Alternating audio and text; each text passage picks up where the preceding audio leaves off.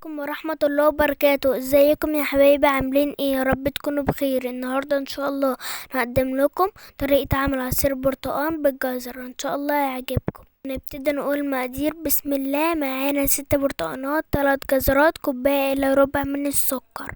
هنغسلهم وهنقشرهم وهنقطعهم، وبعد كده هنبتدي نسلق الجزر. هنجيب حلة هنحط فيها الجزر وهنحط عليها كوبايتين مية، وهنسيب الجزر لحد لما يستوي على النار. وبعد كده هنجيب البرتقال وهنحطه في شفشق الخلاط. هنحط حبة حبة، بس لو البرتقال فيه بذر تشيل البذر قبل ما تعصريه علشان ما يمررش.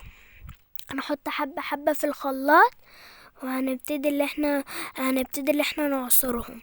وطبعا لو انت عندك عصرة البرتقال حابة تعصري فيها البرتقال ممكن، مفيش هتعملي كده في شفشق الخلاط.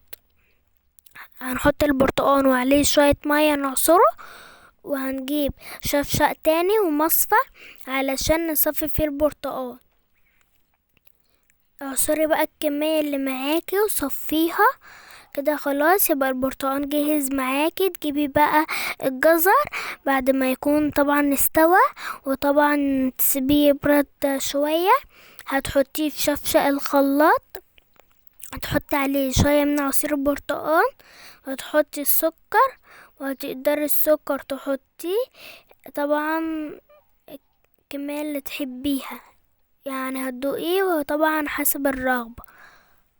انا معايا هنا كوباية الا ربع سكر هحطها، وهنضربه كويس خالص لحد لما يبقى كريمي كده معاكي وناعم خالص.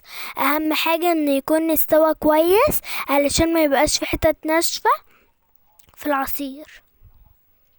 فكده خلاص هو اتضرب كويس.